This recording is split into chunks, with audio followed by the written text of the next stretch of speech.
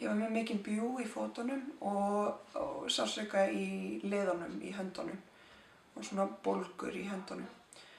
Og meðalmennar allar stirðar sem ég kannski tók ekki mikið eftir út af því að það orðið svo venjulegt. Það er bara hreyfast ekkert mikið. What happened? Svo bara gekk ég og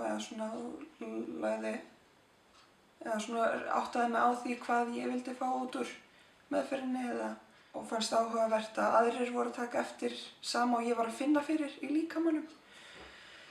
Svo þegar ég lagðist á bekkinn og kom mér bara mjög þægilega fyrir og svona fyrst fann ég ég þurfti svolítið að slaka á og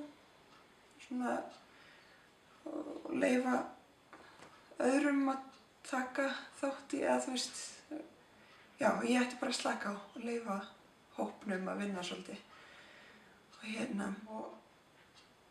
Og svona fann fyrir kannski ekki höndum en meira svona hlýjunni af þeim sem voru í kringum mig. Og mér fannst svona því lengra sem að leið á að því svona meiri hlýja var eða meira svona hiti út frá höndunum. Og mér fannst áhugavert hvernig þegar ég fann fyrir svona höndunum á einhverjum á mér, hvernig það leiddi svona og þar sem var sársauki að þá svona kom þessi svona rólega tilfinning og fann svona að það var svona svo dregið úr. Og á ákveðnum tímapunkti að þá kom svona bara þessi tilfinning allt í einu var nóg pláss fyrir lungun á mér. Að ég gat andað djúpt og svona fengið nóg súrefni og bara svona mjög þægileg tilfinning, fann fyrir svona strekking í bakinu og niður í magann og svo bara mjög svona þægileg, róleg tilfinning yfir allan líkamann. And how long time did you have a treatment for? 20 mínútur. Yeah. And how do you feel your body different now?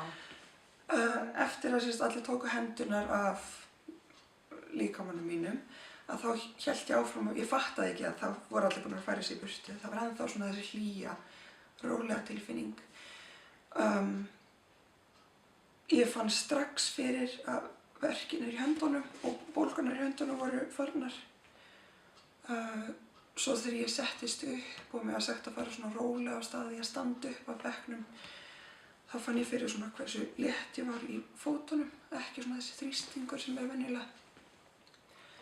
Og fann fyrir svona eins og stuðning við búkinn, að það var allt í einu svona eins og það væri eitthvað sem héldi utan allt og svona héldi alltaf á sínum stað. Þannig að bara svona mjög róleg áfram góð tilfinning í líkamanum.